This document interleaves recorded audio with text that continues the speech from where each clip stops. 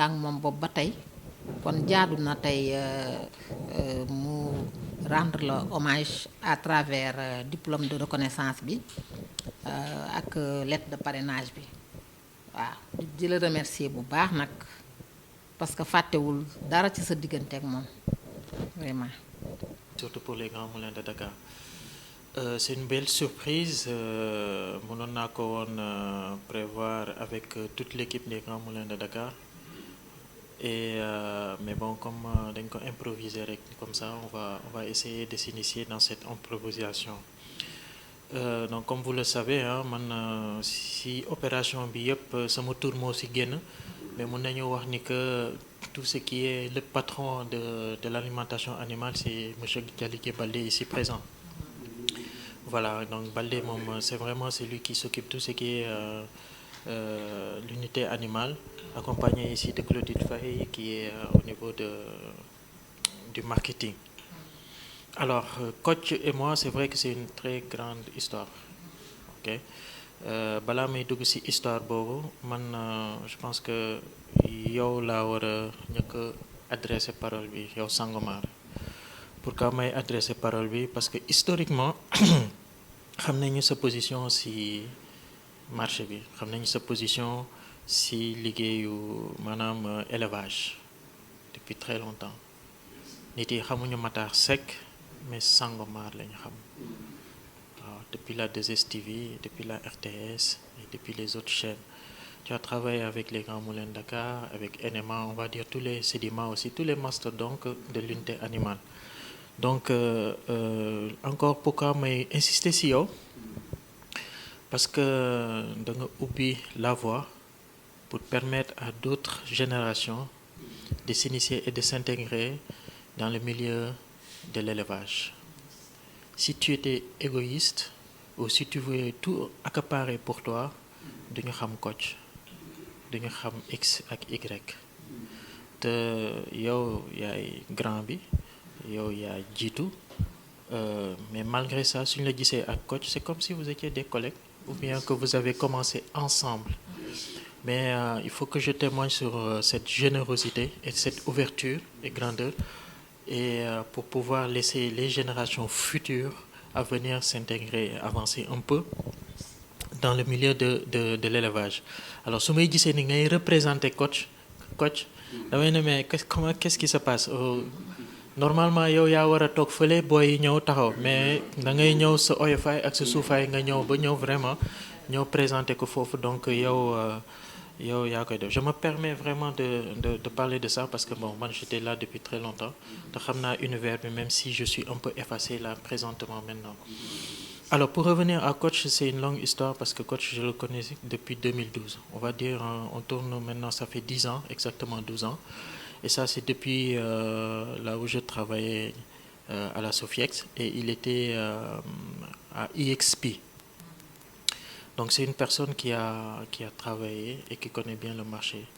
Mun naa wax il a fait les 400 coups et du élevage la xam, il connaît beaucoup plus l'élevage. Xam na les domaines communautaires, xam na les domaines de la santé. Demoon na ba Marianne Bathily, daanu woon liggéey sax ak Marianne Bathily, de travailler avec la maman de Marianne Bathily. Donc loolu yëpp fekkee naa ko. Alors bu ñu nekkoon doon def à l'époque xar bi qui était une innovation et je pense que depuis bu ñu ko defee ba léegi amul beneen événement boo xam ne détrôné noonu wala ba mel ni noonu dafa amoon ampleur ba am doole yëpp ñu jël coach détaché ko ñu ne ko pour mu ñëw initier ou si organisation xar bi. Donc à l'époque c'était avec Grand Moulin de Dakar et avec Docteur Ba que je salue au passage. Et après NMA ñëw et c'est là où j'ai connu Konaté et avec toute l'équipe de la NMA.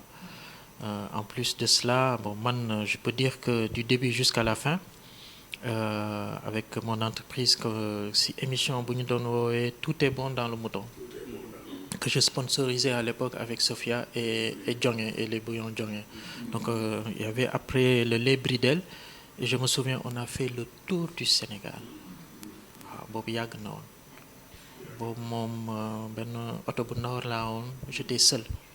Après de plus en plus on monter les étapes, escaliers, et puis avec la participation et l'accompagnement des gens comme Sangomar, l'équipe de EXP ak ñoom coach, nous avons pu réaliser d'excellentes choses dans les régions et dans Dakar. Si la ñu xamee le Sénégal, xamee l'amour de l'élevage du mouton, di ko jëlee si petite catégorie ba yéegal ko aussi si laadum yi. Donc éleveurs yi ñoom dañu doon présenter seen sujet seen xar yi, provendiers yi di ñëw présenter seen produit animal, ñun ñu doon présenter suñu produit yuy accompagner xar bi, c'est-à-dire voilà c'est-à-dire voilà la rubrique culinaire. Donc aliments yi day ñëw engraisser sujet yi suñu demee ba mag ñu rey leen jël viande bi, après ñun ñu ñëw dugg si nag finalité. Après à la fin, comme dans la teranga sénégalaise et africaine, ñun ñëpp on se retrouvait autour d'un grand bol et on discutait, on mangeait ensemble et puis ñu clôturer ko avec la fête. Alors pour revenir sur coach, c'est bien mérité avec tout ce qu'il a enduré, pas que pour le milieu de l'élevage, mais surtout son expérience professionnelle.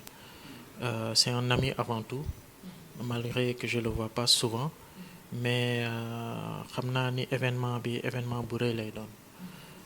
Inch'Allah, je sais qu'il y aura ses anciens collègues de EXP, il y aura les anciens collègues aussi de la Sofiex, mun naa wax ZAP, ak ñoom Marème, ak ñoom Maguette Mbaye, ñoom Sidi Mbo, moom xam na leen ñoom ñëpp et tout.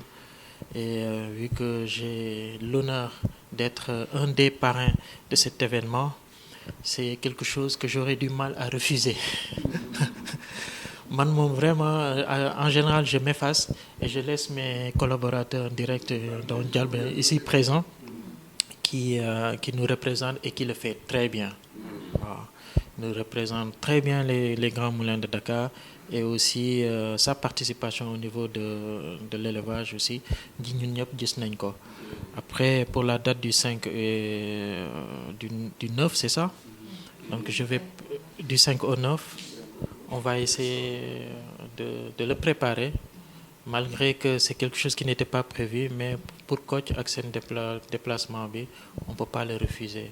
Donc Inch'Allah, au nom des Grands Moulins de Dakar et particulièrement à la direction commerciale et marketing, nous donnons notre accord de principe pour accompagner et essayer d'en faire une grande fête, parce que la personne le mérite, vraiment. Donc voilà, c'est les petits mots que je voulais juste vous adresser. C'est important, c'était pas prévu. Mais bon, voilà, on fait de notre mieux pour notre participation. Ok? Baldé, si tu as quelque chose à rajouter, je vous donne la parole. Hein? C'est toi le patron. Ah bon, mais c'est toi le patron, hein? Il a tout raison. Exactement. Yep, bon, man maa doon piloté émission xar bi. Au début, maa ngi ci àndoon ak Pape Cheikh Diallo. Finalement mu dem bàyyi ko ak man, après Edouard ñëw, finalement mu dem bàyyi ko ak man. Bon, ma piloté ko 2011 man kese quoi. Bon, en 2012, bon, fekkoon ma am benn voyage pour Paris. Après année boobu la ko ci jël quoi. Bi mu ko jëlee aussi vraiment liggéey ci liggéey bu rafet ba ñëpp di ko adressé Kocc xar bi. Man nag sama turu Sangomar bi fi mu jógee mooy dama amoon benn émission bu tudd Sangomar 2STV, maa ngi ci doon def affaire course fas. Émission boobu aussi li taxoon ma tudde ko Sangomar mooy hippodrome parc municipal de sport bu Dakar dafa amoon benn place bu fa fas yi ma soon nekk, vélodrome bi daf leen doon nëbb, après kenn du leen gis. Jockey yi nag dañ daan dóorante foofu. Léegi nag bu ñu fa duggee, Ablaye Naar le reporter à l'époque da daan wax dugg nañ Sangomar gisatuma leen. Bon, comme Sangomar boobu nag amatul ci benn hippodrome au Sénégal, ma jël sama émission tuddee ko boo gisee même bi ma jógee 2S bi ñu ko changé dañu ko tuddee Au Galop parce que Sangomar c'est protégé par moi-même waaw muy lu nga xam ne lu ma ñor la bi ma nekkee xale di ko dégg dama ci doon kontaan daal.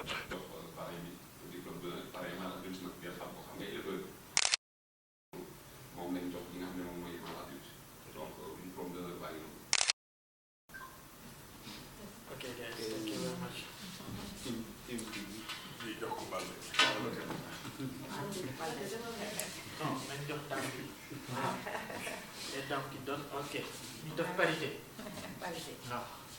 voilà ba tey Balde donc voilà ñu noonu Balde moom vraiment mu nekk boo xam ne liggéey bu am solo te loolu dañ koy rafetlu waaw voilà donc ñu noonu macha allah. Macha allah. Très bien.